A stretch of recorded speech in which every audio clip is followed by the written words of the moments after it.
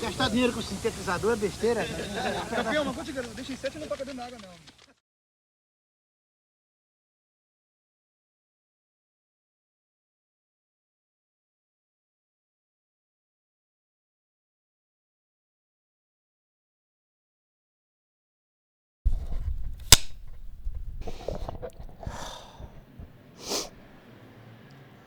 Here I am, once again.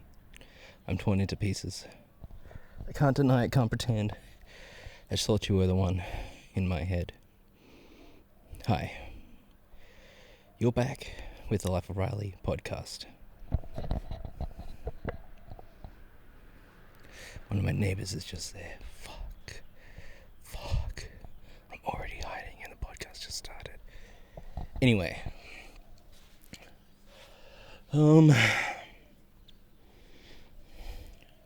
So I got a new phone.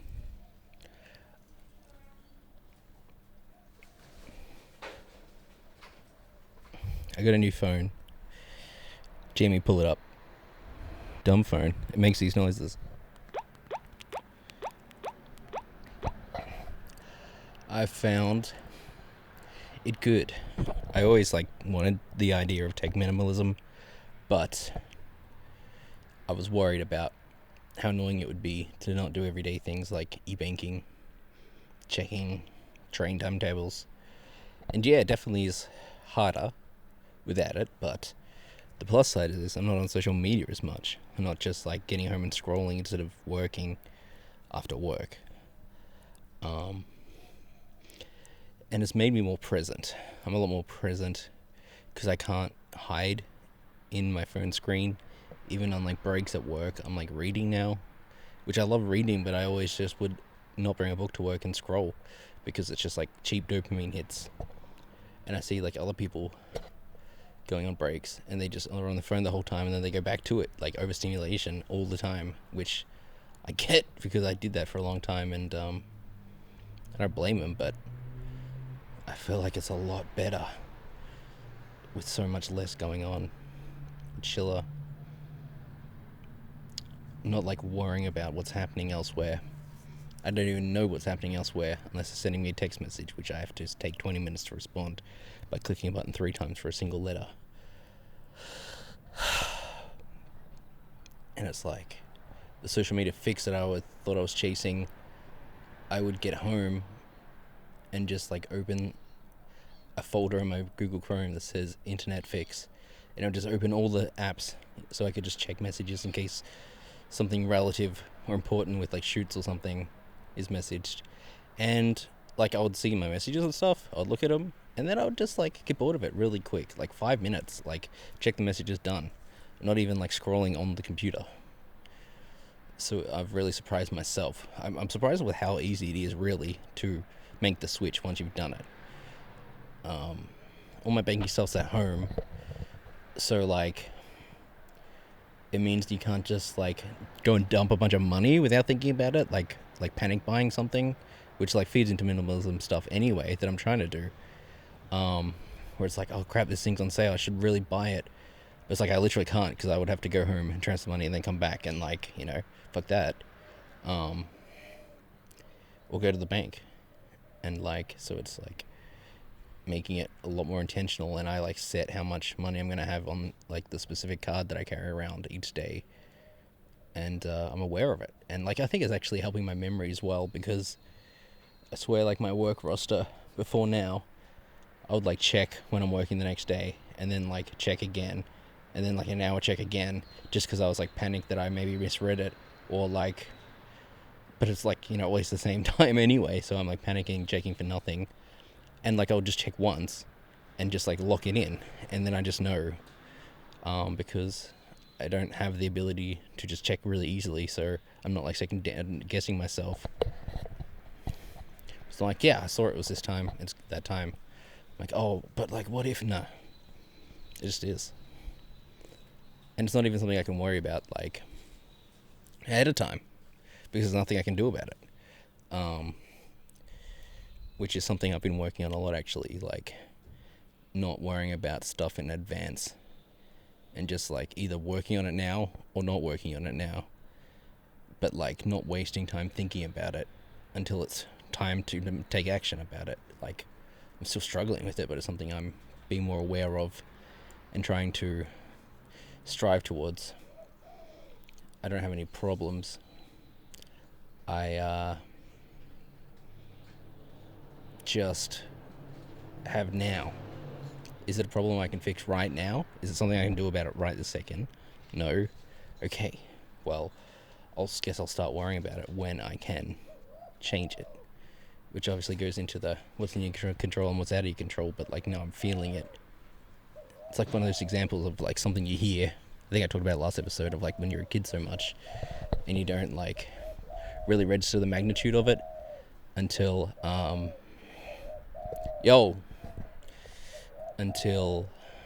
my brother and his girlfriend just got home. You don't really register it until it applies itself in an anecdotal way, I think.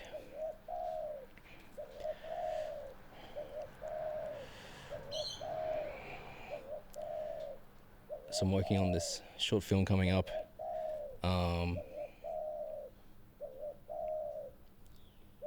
It looks really cool.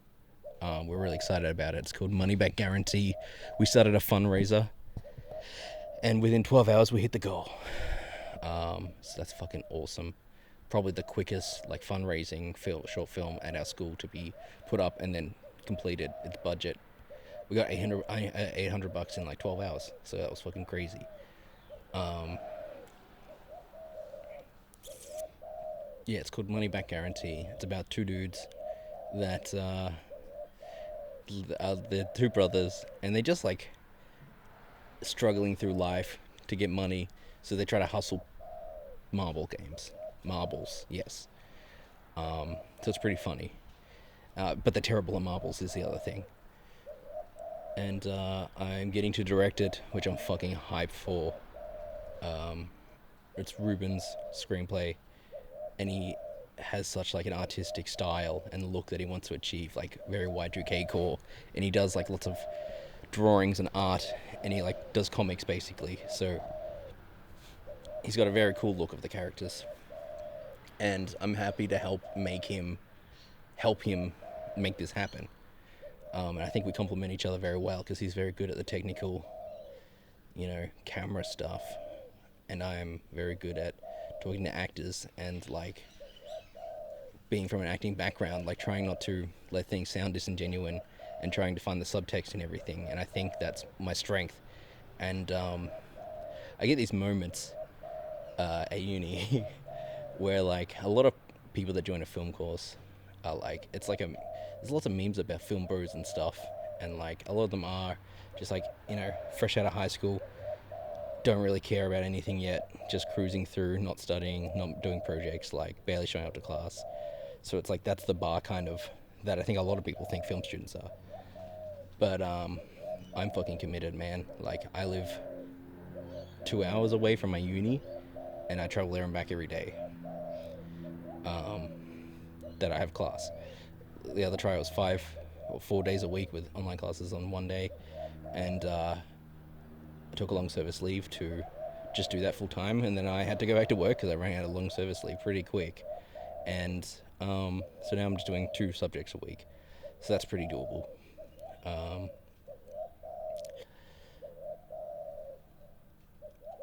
Yeah, anyway, I get these moments that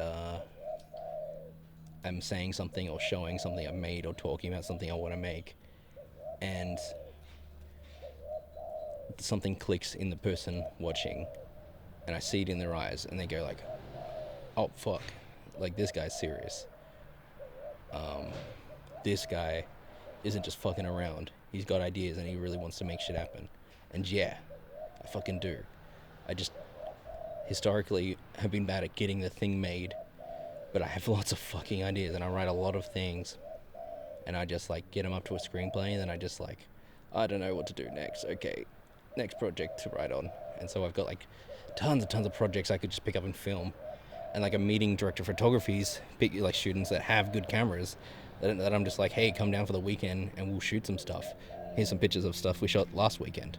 And it was fucking awesome. And it was very like, I don't know, it feels very uni student film, like coming together. He's crashing on my couch. We're like just talking. Me and Dean basically talked from like the Friday that I picked him up to the Monday that I dropped him home about films, non-stop. It was the ultimate bro sesh.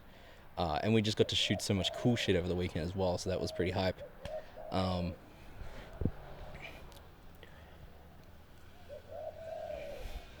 Go back to the phone for the minute.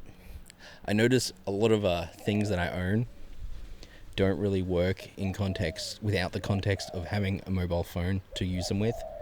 For example, smartwatch. Doesn't really do much, apart from tell the time, I guess, if you charge it without the phone, but it will constantly tell you it's not paired to a phone. So really, is it useful without a phone? You just get a cheap Kmart watch. Bluetooth headphones.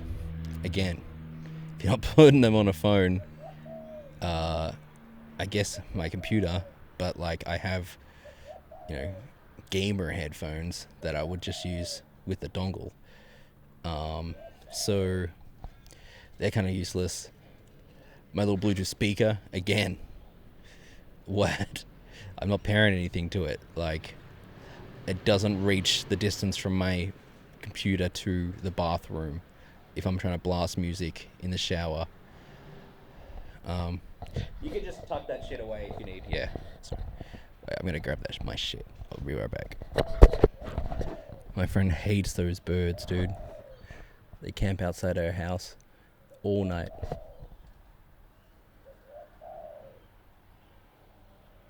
Is it a pigeon? I don't even fucking know.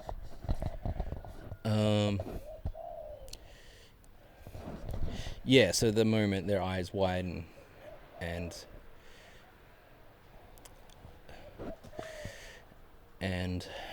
they realize I'm for real, and I feel like I'm I don't know, like recruiting my apostles, and once I make that click with them, they're like, fuck yeah, and like I can pretty much call on them to help me in any project, and more. Like my uni's a bit cliquey, and I'm working with people now on this film that, like, I guess we're in a clique, because they were like hanging out with the same people all the time and making films with them, which is sick, and they're making sick shit, and now I'm making shit with them, and they realize that I'm all about it, that I'm for serial, and I don't even need to talk myself up, because they just need to hang around long enough to see that click, which happened today. We had auditions for our film, and the actor read, they were pretty much ready to let it go, and I was just like, oh, let's just run it again.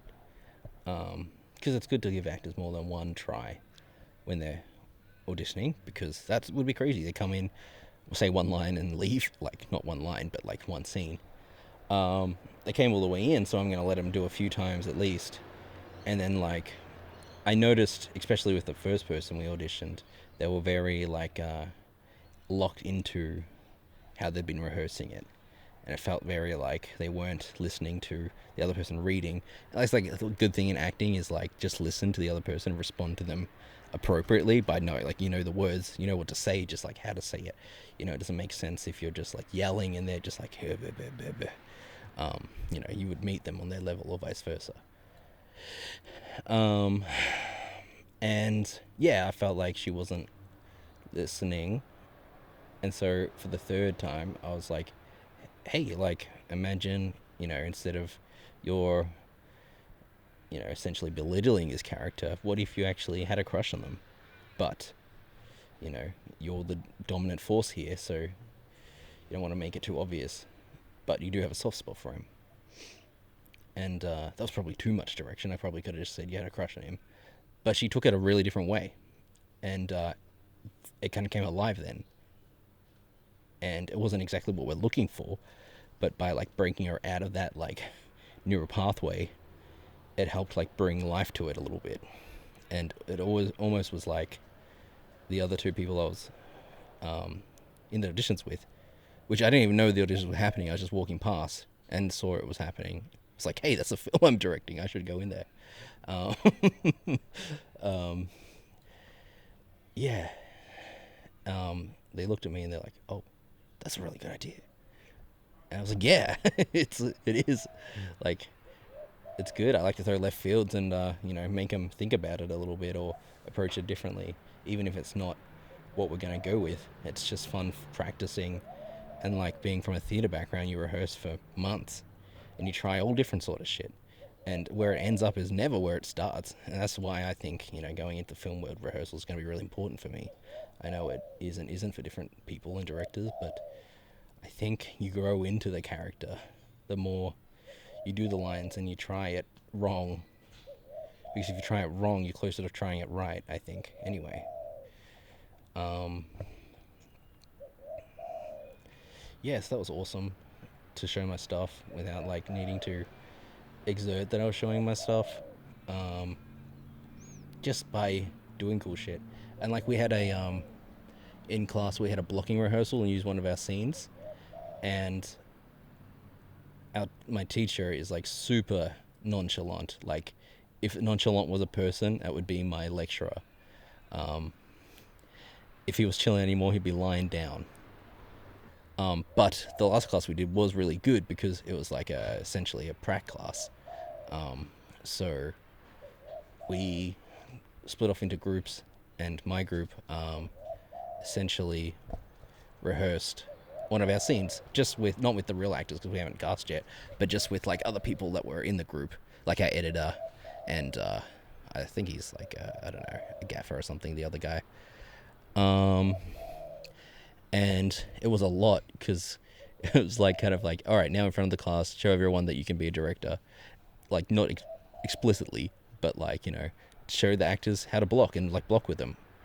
And I was like, oh fuck, okay. I'm like, Ruben, what's the kitchen layout? And he's like, just block first and then decide cameras. I'm like, yeah, but I just want an aerial view of the layout. So we drew on the whiteboard. I'm like, okay, sick. And basically we started blocking, and it actually was really cool.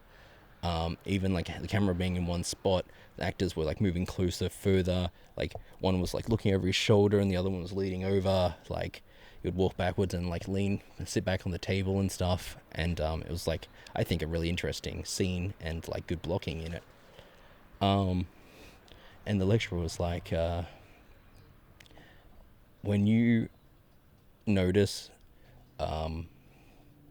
shot sizes changing in a scene and you haven't even moved the camera, that is like masterful directing, masterful blocking. And he was like, really good job. Like, and he like, yeah, basically complimented me, which for him, for what I've seen so far, is huge. It's huge. He was, you know, that was someone jumping for joy was his version of that, I think.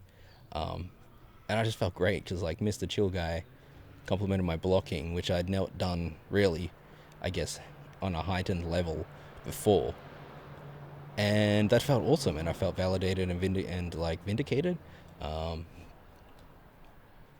then like even Ruben was like, man, like that was so cool. Like, it should really like made me impressed that you could do that, and like we're gonna work so well together, and we fucking are. And I'm an actor. I've acted a lot of my life, and working with actors is what I can fucking do, man. And I'm not scared of them.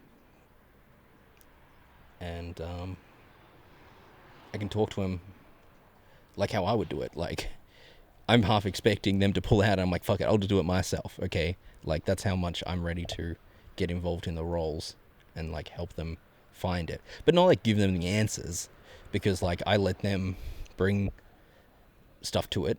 Even, like, in the rehearsals, the producer was like, you want to give any notes before we start? I'm like, no, I just want to see what you bring to it first. Like, what's your interpretation of it? And then we'll adjust from there if we need to.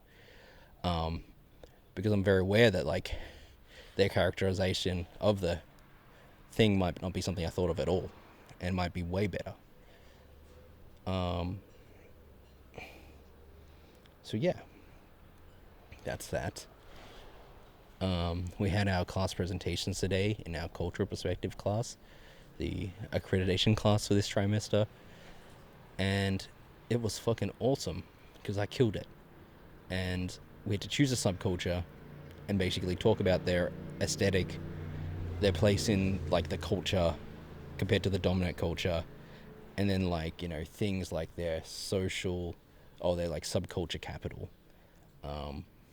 And I was gonna pick skinheads from like British skinheads from like the 60s and stuff, but instead I picked ball culture.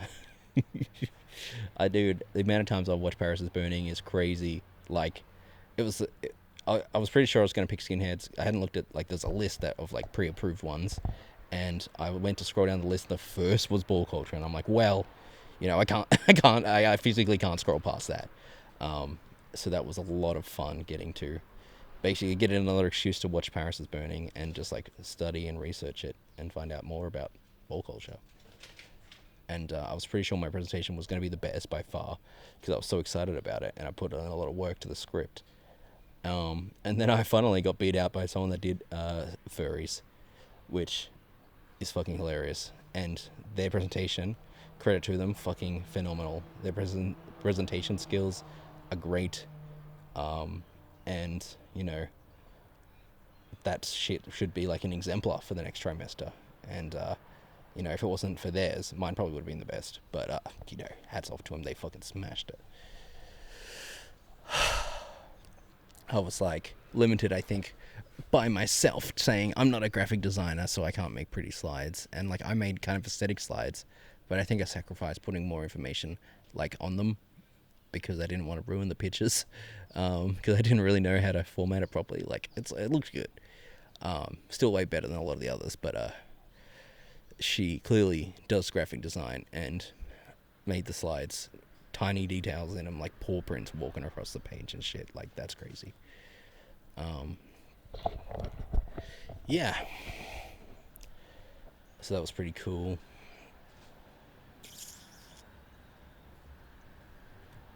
I don't know. I think that might be all the stuff I wanted to say. I've just been really excited about making shit lately. And there's lots of opportunities coming up soon.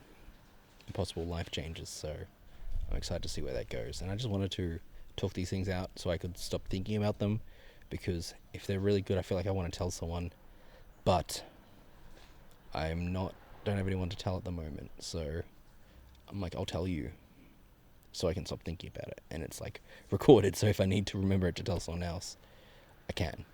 I think that was the main benefit of journaling for me. It's just like so I could stop thinking about the fucking thing. Jesus. Magpie swooping. Yeah. Cool. Well, thanks for listening. That's just a little dump of my last couple of weeks. Peace out, I guess.